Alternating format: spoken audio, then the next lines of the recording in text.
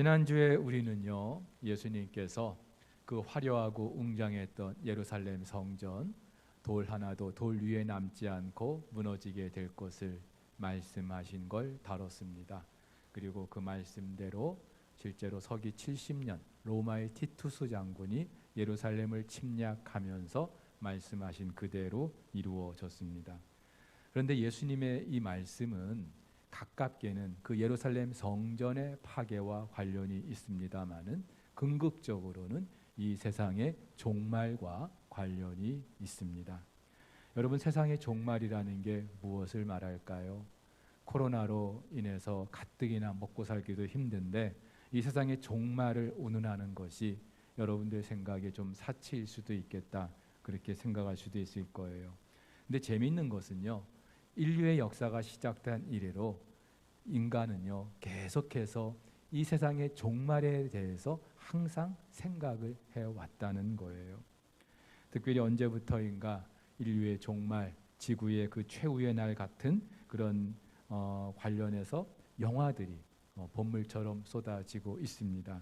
그리고 인류가 종말을 맞이하게 되는 그 소재도 기상이변이라든지 악성 바이러스라든지 행성 간의 충돌이라든지 외계인의 침략이라든지 그 소재도 참 다양합니다. 여러분, 왜 이런 영화들이 계속해서 쏟아져 나오는 걸까요? 사람들이 무의식적으로 이 세상의 종말에 대해서 다들 생각하고 있다는 거예요. 자, 그런데 이런 영화들의 한 가지 공통점이 있는데요, 그렇게 종말을 다루고 있으면서도 비극적으로 마무리되지 않는다는 거예요. 마지막 순간에 어떤 그 누군가에 의해서 인류가 구원이 되면서 그 사태가 마무리되고 있습니다. 근데 어찌 보면은 이게 성경적일 수 있어요. 왜냐하면은 이 종말이라는 것은 지금 우리가 살고 있는 이 세상의 끝을 말하면서 동시에 새로운 세상의 시작을 말하기 때문이죠. 여러분, 그렇다면은 이 세상의 종말 그리고 새로운 세상의 시작, 그 중심에 계신 분이 누구입니까? 바로 예수 그리스도이십니다. 우리는 지금 계속해서 예수님의 그 마지막 한 주간의 행적을 다루고 있어요. 제가 마지막이라고 말씀드리는 이유는 이제 예수님께서 십자가에서 죽기 때문이죠. 자, 그런데 여러분, 예수님은 십자가에서 죽는 것으로 그 삶이 끝나질 않습니다. 십자가의 죽음으로 모든 것이 마무리되는 게 아니에요. 십자가에 죽으신 예수님 사흘 만에 부활하십니다. 그리고 하늘에 오르시고 지금도 하나님 보좌 우편에 계시는 줄 믿습니다. 그리고 반드시 그 하늘에 오르신 예수님 다시 오시는 줄 믿습니다. 예수님의 재림이 있는 거예요. 그리고 그때 예수님이 다시 오셔서 그때 창세전에 계획하셨던 그 하나님 나라를 완성하게 되시는 줄로 믿습니다. 자, 그런데 그날 예수님이 다시 오셔서 새로운 세상을 시작하시는 그날은 반드시 지금 이 세상이 사라지는 것과 함께 시작이 돼요. 그래서 예수님은 오늘 24절 이하에서 해와 달과 별이 빛을 잃고 떨어질 것을 말씀하십니다. 해와 달과 별, 하나님께서 첫 번째 창조 때 창조하신 것들이죠. 그리고 첫 번째 이 창조 세계를 비추도록 하나님께서 만들어 주신 광명체들입니다. 그런데 이 첫 번째 창조 때 이 세상을 비추는 그 광명체들, 하나님께서 새로운 세상을 만드실 때는 더 이상 의미 없고 필요 없게 되는 거예요.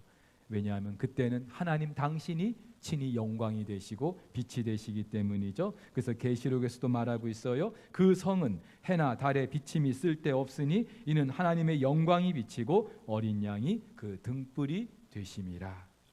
그리고 그때 하늘의 권능들이 흔들릴 것이라고 말씀하시는데, 이 하늘의 권능들, 이 세상을 지배하는 악의 세력을 하나님이 심판하시겠다는 거예요.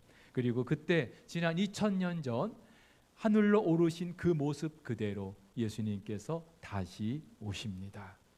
이미 성경이 여러 곳에서 말하고 있죠. 사도행전에서도 너희 가운데서 하늘로 올려지신 이 예수는 하늘로 가심을 본 그대로 오시리라. 또 계시록에서도 말하고 있습니다. 볼지어다 그가 구름을 타고 오시리라 각 사람의 눈이 그를 볼 것이다.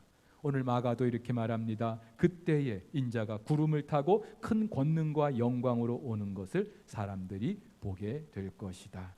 사랑하는 우리 성도 여러분, 하늘에 오르셔서 우리 하나님 보좌 우편에 계신 예수님은 다시 오시는 줄 믿습니다. 자, 그렇다면 왜 예수님께서 다시 오실까요? 이유가 뭘까요? 또 이렇게 말씀을 합니다. 또 그때에 그가 천사들을 보내어 자기가 택하신 자들을 땅 끝으로부터 하늘 끝까지 사방에서 모을 것이다. 그렇죠? 택하신 당신의 백성을 모으신다는 거예요. 하늘에서 땅 끝에서 하늘 끝까지 사방에서, 같은 말이죠. 두 번이나 반복하시는 이유는 하나님께서는 반드시 택하신 당신의 백성을 하나도 놓치지 않고 포기하지 않고 다 불러 모아 주신다는 거예요. 그들을 구원하시겠다는 말이에요. 여러분, 예수님의 재림은 분명 악한 사탄의 세력을 심판하기 위한 목적 맞습니다.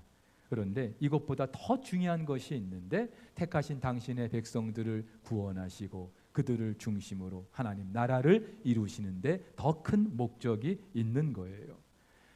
우리가 요한계시록을 읽을 때에 처음 접하는 분들은 그 내용이 너무나 어둡고 무섭고 두렵기도 합니다.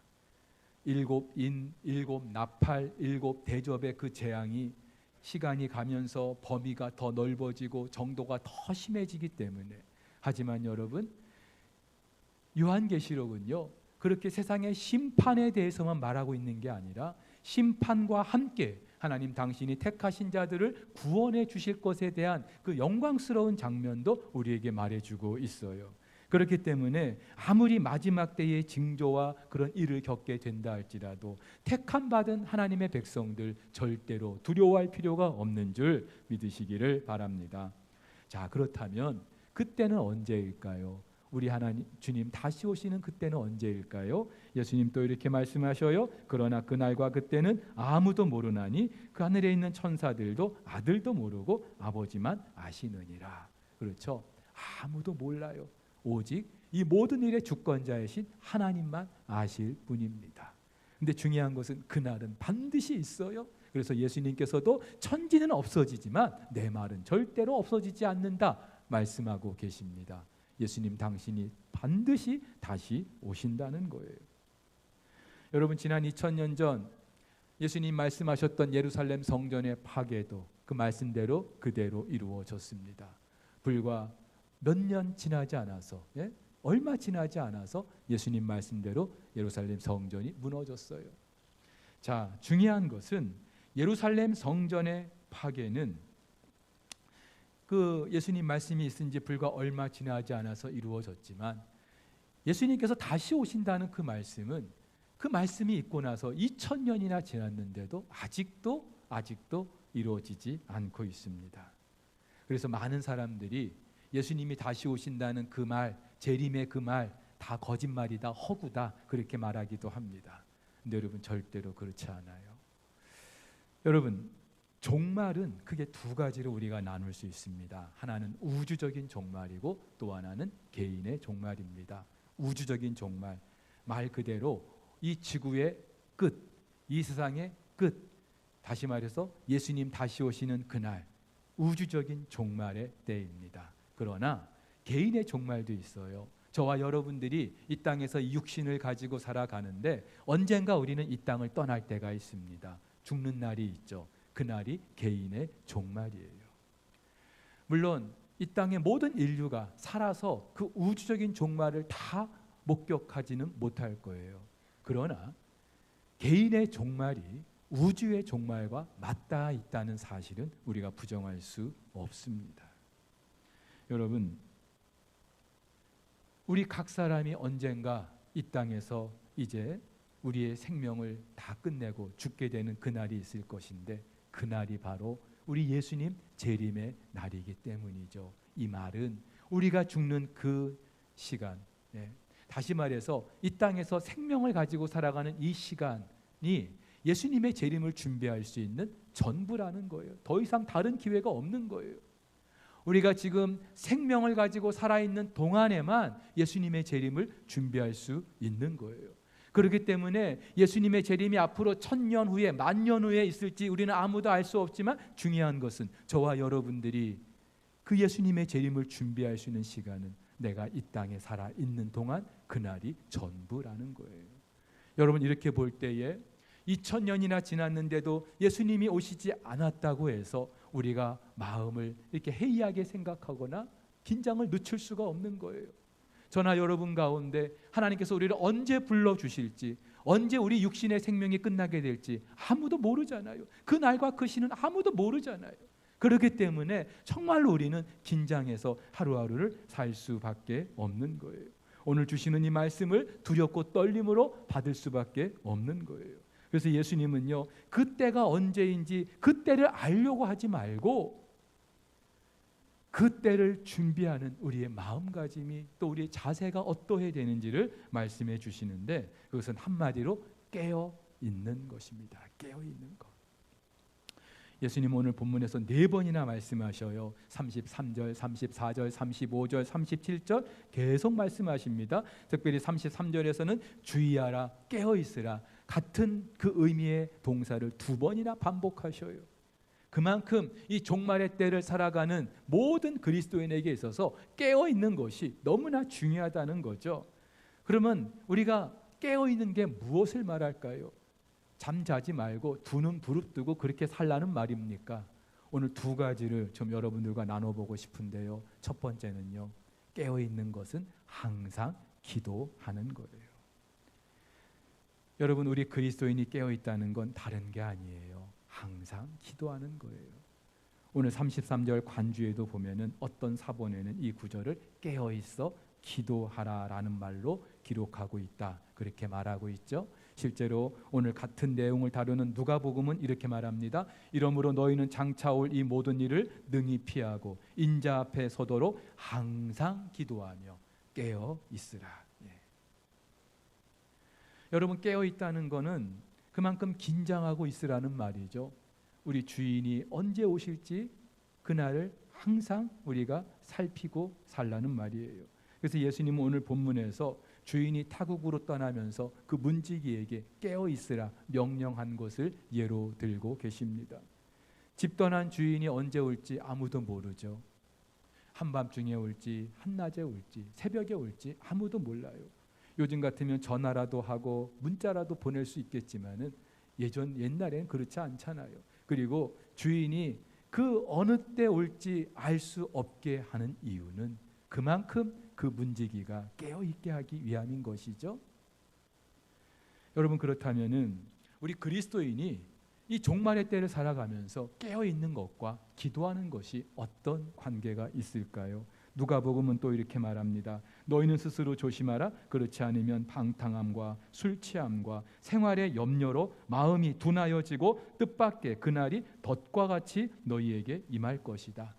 깨어있지 못하는 경우를 대표적으로 3가지 말씀하시죠. 방탕하고 술 취하고 생활의 염려에 빠져 있는 것. 방탕하고 술 취하는 것, 우리는 더 이상 말할 필요가 없어요. 그만큼 긴장이 풀어졌다는 말이죠.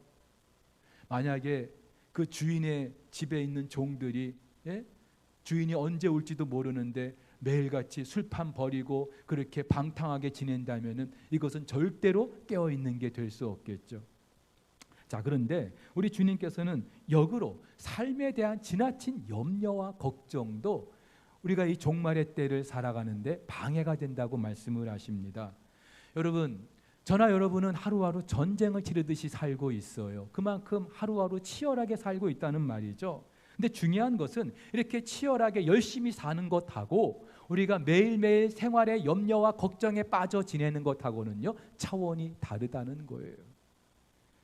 생활의 염려, 무엇을 먹을까 마실까, 이것을 걱정하고 염려하고 사는 것은 그야말로 우리가 사는 세상이 이 세상이 전부라고 하는 것을 나 스스로 증명하는 것과 다르지 않아요. 이 사람에게는요, 종말이라는 게 없는 거예요. 그저 오늘 하루가 전부인 것처럼 그렇게 살아가는 거예요. 사랑하는 우리 성도 여러분, 그렇다면 우리가 어떻게 이 방탕함과 술 취함과 또 생활의 염려에서 자유할 수 있을까요? 기도하는 거예요. 기도하는 거예요. 여러분, 아무리 신앙생활을 오래 했어도 또 교회 안에서 어떤 직분을 가지고 있어도 기도를 쉬면은요, 그만큼 내 마음도 해이해질 수밖에 없어요. 긴장이 풀어질 수밖에 없는 거예요. 누구든지 예외가 있을 수 없어요.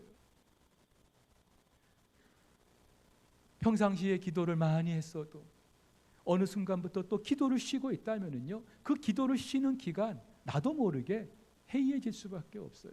그리고 그 기간이 길어지면 길어질수록 방탕함과 술 취함, 남의 이야기가 될 수 없는 거예요. 생활의 염려도 마찬가지입니다. 여러분, 생활의 염려를 우리가 극복할 수 있는 그 비결, 기도이죠. 그래서 바울이 이렇게 말하잖아요. 아무것도 염려하지 말고 다만 모든 일에 기도와 간구로 너희 구할 것을 감사함으로 하나님께 아뢰라. 그리하면 모든 지각에 뛰어난 하나님의 평강이 그리스도 예수 안에서 너희의 마음과 생각을 지켜줄 것이다. 모든 것이 걱정거리고 염려거리인데 이상하죠. 그 문제를 가지고 기도의 자리에 나아가면 당장 그 문제 해결은 되지 않아도 어느 순간 하나님께서 주시는 그 평강을 경험하게 되는 거예요. 여러분, 아무리 강조해도 지나치지 않는 것, 기도죠. 그래서 예수님께서도 친히 본을 보여주셨어요. 낮에는 병자들을 고치기도 하시고 성전에서 가르치기도 하시지만 밤에는 감람산에 올라서 기도하셨어요. 새벽 한적한 곳에 올라가서 기도하셨어요. 예수님은 기도할 필요가 없는 분인데 왜 이렇게 기도의 본을 보여주신 걸까요? 예수님께서 그렇게 깨어 기도하심으로 말미암아 비로소 십자가를 준비할 수 있었기 때문인 것이죠. 사랑하는 우리 성도 여러분, 그렇다면은 저와 여러분들 오늘 하루하루를 정말 어떻게 살아야 되는지 너무나 귀한 도전이 되지 않을 수 없어요. 코로나 때문에 예배의 자리를 찾는 것도 기도의 자리를 찾는 것도 너무나 정말 어려운 일이 됐어요. 뜸해졌어요. 그나마 이제 이렇게 함께 모여서 예배할 수 있게 됐는데 여전히 기도의 자리를 찾는 게 쉽지 않아요. 처음에는 어쩔 수 없이 코로나 때문에 기도의 자리를 찾지 못하는 게 일상이 됐는데 이제는요, 기도하지 않는 게 일상이 돼버린 거예요. 그리고 여러분, 가만히 한번 여러분들의 마음을 들여다보세요. 이상하게 내 마음이 지금 다른 곳에 가 있다면, 내가 관심을 두고 있는 것이 전과 같지 않다면, 이상하게 걱정거리, 염려거리가 하나 둘 내 마음을 사로잡고 있다면 그 이유가 무엇 때문일까요? 상황 때문입니까? 환경 때문입니까? 아니요. 우리가 기도를 쉬고 있기 때문에 그런 거예요. 그래서 우리 사랑하는 성도 여러분, 다시 이 기도의 자리를 찾을 수 있기를, 다시 기도의 무릎을 회복할 수 있기를 주의 이름으로 축복합니다. 자, 그런데 우리가 깨어있는 것, 또 다른 삶이 있어요. 우리의 일상에서 최선을 다하는 것입니다. 종말에 대해서 두 가지 극단적인 태도가 있는데, 하나는 종말은 없다 그러면서 종말을 전혀 의식하지 않고 살아가는 사람들이 있는 반면에, 또 어떤 사람들은 지나치게 그 종말에 집착해요. 심지어 몇 년, 몇 월, 몇 시 이 세상에 종말이 있을 것이다 하면서 지나치게 시한부 그런 종말을 가지고 살아가는 사람들이 있습니다. 근데 성경은 이 둘 다 이 극단을 다 경계하고 있어요. 물론 우리는 지금 다 종말의 때를 살고 있는 건 맞죠. 특별히 우주적인 종말도 그렇습니다만은 개인의 종말도 마찬가지죠. 저나 여러분 가운데 언제 하나님 우리를 불러주실지 알 수 없어요. 매 순간이 종말인 거예요. 그렇기 때문에 우리는 긴장하지 않을 수 없고 그 종말을 의식하지 않을 수가 없는 거예요. 근데 여기서 중요한 게 있는데요, 예수님께서는 이 종말의 징조와 그리고 때에 대해서 말씀하시는데, 이단들은 항상 이 둘 중에 때를 강조한다는 사실입니다. 언제 이 세상에 종말이 있을 것이다, 언제 예수님의 재림이 있을 것이다. 근데 여러분, 이 때를 강조하면은요, 우리의 일상은 무너질 수밖에 없어요. 지난 1992년 10월 28일 여러분도 아실 거예요. 다미 선교회에서 그때 예수님이 재림하실 것이라고 한바탕 소동을 피운 적이 있어요. 그때 그 다미 선교회 본부가 제가 사는 그 동네에 있었는데 매일같이 사람들이 모여가지고 뭘 하는지, 그런데 제가 그때 독서실 아르바이트를 하고 있었어요. 근데 그 독서실에 한 지방에서 한 자매가 올라왔는데 완전히 진보다리를 다 싸갖고 온 거예요. 그래서 그 독서실에서 먹고 자고 하면서 공부는 안 하고 시간만 되면은 그 선교회 가가지고 예배 드리고. 그래서 왜 그러냐고 물어봤어요. 그랬더니 몇 년 몇 월 몇 시에 예수님이 오시기 때문에 이렇게 할 수밖에 없다는 거예요. 여러분, 이게 정상입니까? 깨어 있으라는 말은요, 우리의 일상을 포기하라는 말이 아니에요. 오늘 예수님께서는 타지로 떠난 그 주인이 종들에게 깨어 있으라고 말하면서 중요한 사실은 그 종들에게 그들이 주인이 없는 동안에 해야 될 일들을 하나씩 다 맡겼다는 것을 강조하고 있습니다.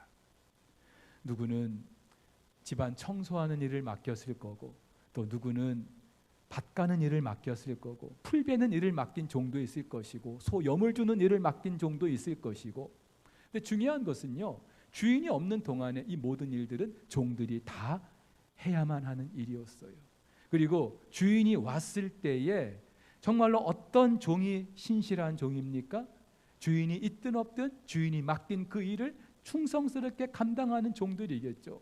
주인이 이제 올까 언제 올까 하면서 사랑방에 모여가지고 하는 일 다 내팽개치고, 사랑방에 모여가지고 주인이 오늘 오실까 그렇게 기다리고 있는 꼴을 주인이 보고자 하는 것이 아니라, 주인이 언제 올지는 알 수 없지만 그러나 언제 가더라도 자기가 맡긴 그 일들을 충성스럽게 감당하는 그 모습을 보고 싶은 거예요. 여러분, 여기서 중요한 게 있어요. 주인은 다시 옵니다. 예수님 말씀하신 이 비유에서 항상 떠난 주인은 다시 옵니다. 그리고 그때 반드시 결산이 있어요. 근데 주인이 왜 결산을 할까요? 종들에게 맡긴 그것이 다 주인의 것이기 때문에, 종의 것이 아니에요. 여러분, 종도 주인의 소유죠. 그 종들에게 맡긴 것도 다 주인의 것이에요. 주인은 그 종들을 통하여 무언가 할 일이 있었기 때문에 맡긴 거예요. 자, 그렇다면 이 종들은 어떻게 그 주인의 일을 감당해야 될까요? 자기 생각대로, 자기 멋대로? 아니요, 주인의 뜻대로, 주인의 생각대로. 주인이 왜 이 일을 맡겼는지 그것을 헤아릴 줄 알아야 되겠죠. 여러분, 그래서 우리가 기도하지 않을 수 없는 거예요. 기도하지 않으면 다 자기 생각대로, 자기 뜻대로 할 수밖에 없는 거예요. 근데 깊은 기도의 자리에 들어가면은 하나님께서 내게 주신 이 물질, 건강, 재능, 우리 자녀들도 내가 어떻게 키워야 하는지 하나님께서 답을 주시는 거예요. 주인의 뜻을 우리가 알 수 있게 되는 거예요. 여러분, 누가 신실한 청지기입니까? 여러분, 저나 여러분은 그가 누구든지 모든 그리스도인은 하나님의 청지기예요. 교회에서 직분을 받아야만 청지기가 아니라 모든 그리스도인은 청지기예요. 그리고 하나님께서 우리 모두에게 맡기신 일이 있어요. 누가 신실한 청지기입니까? 내 것이 아니라 주인의 것이라고 고백할 수 있는 그 사람, 내 것이 털끝만큼이라도 있다고 주장하는 그 순간 나는 신실한 청지기가 될 수 없는 거예요. 내 통장에 돈이 얼마 있건, 부동산 등기가 누구 이름으로 돼 있건 내 것 아니죠. 내 건강도, 내 재능도, 내 아이들도 내 것이 아니에요. 주인의 것이에요.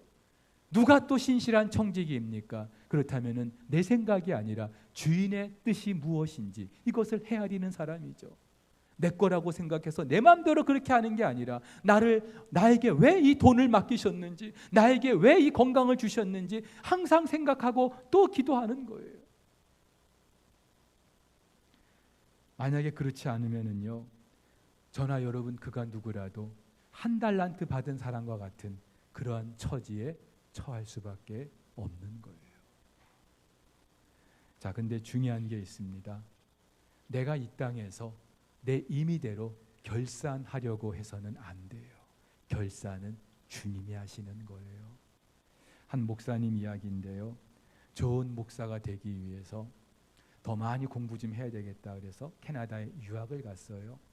근데 유학하는 동안에 또 하나님이 기회를 주셔서 자그마한 그런 한인 목회도 하게 되었습니다. 그래서 공부를 하면서 이 목사님은 최선을 다해서 정말로 진액을 다 빠는 듯한 그런 마음으로 말씀을 준비해서 시간 전하게 됐어요. 성도들도 만족해하고 칭찬을 해주고, 또 성도들의 그 숫자도 조금씩 늘어나게 되었어요. 근데 어느 순간 이 목사님이 깊은 회의감에 빠진 거예요. 아니, 나는 정말로 시간을 다해서, 그리고 최선을 다해서 정말로 내 진액을 다 쏟아내는 듯한 그런 마음가짐으로 말씀을 준비해서 전하는데, 아무리 이렇게 말씀을 전해도 1년이 지나도 2년이 지나도 교인들의 삶이 변하지 않는 거예요. 이맘쯤 되면은 좀 바뀌어야 되는데 바뀌질 않는 거예요. 그래서 이 목사님이 목회를 위해서 공부하러 왔는데 목회 회의감이 온 거예요. 내가 과연 목회를 해야 되나 말아야 되나? 이게 목회인가? 그렇다면 내가 목회할 필요가 뭐가 있을까? 그래서 하루는 심각하게 짐을 정리하고 기도원에 올라서, 하나님, 나 목회 계속 해야 됩니까? 이래도 내가 목회를 계속 해야 됩니까? 이게 목회입니까? 그러면서 하나님께 기도하기 시작했어요.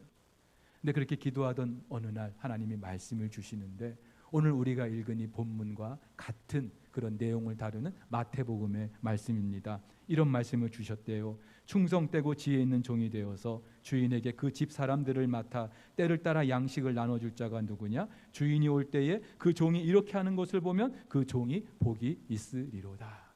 무슨 말입니까? 하나님께서는 그 교인들, 바로 주인의 집 사람들이라고 가르쳐 주시는 거예요.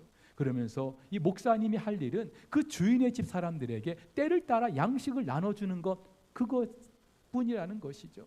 목사님은 자기가 양식을 나눠주면서 설교를 하면서 그 설교 가지고 뭔가를 좀 해보려고 했는데, 그 결과는 이 목사님이 이룰 수 있는 게 아니라 바로 주인에게 있다는 사실을 깨닫게 해주셨다는 거예요.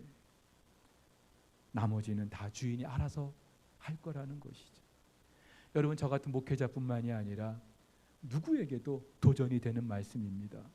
여러분들 가운데도, 아니, 내가 이만큼 했으면 뭔가 이만한 결과가 있어야 되는데, 어떤 변화가 있어야 되는데 그게 없어가지고 속상한 분들 계시지 않습니까? 아이를 키우는 우리 부모님들, 나는 내 최선을 다해서 엄마로서 아빠로서 내 역할을 다 하는데 이상하게 우리 아이들이 정말로 빗나가면서 정말로 내 마음을 그렇게 힘들게 하는 이런 모습을 보면서 내가 도대체 뭘 잘못했을까 하면서 깊은 좌절감에 빠져 계신 분들도 계시지 않습니까? 근데 여러분, 그 아이도 내 것이 아니죠. 하나님의 것이에요. 주인의 것이에요. 그리고 내게 허락된 일은 내가 그 아이를 어떻게 하는 것이 아니라 그 아이가 하나님의 사람으로 바로 자랄 수 있도록 때를 따라서 내가 할 일만 다 감당하면 되는 거예요. 나머지는 우리 하나님이 책임져 주실 줄로 믿습니다. 사랑하는 우리 성도 여러분, 그것이 무엇이든지 오늘 내게 주어진 그 일, 주인의 뜻을 여쭙고 주인의 뜻대로 최선을 다해서 그 결과가 있든 없든 내가 있는 그 자리에서 묵묵히 최선을 다할 때, 이것이 바로 주님의 재림을 준비하는 사람들, 그리고 내 종말을 준비하는 사람들의 올바른 자세인 줄로 믿습니다. 그렇게 우리의 남은 때를 살아갈 수 있기를 주님의 이름으로 축복합니다.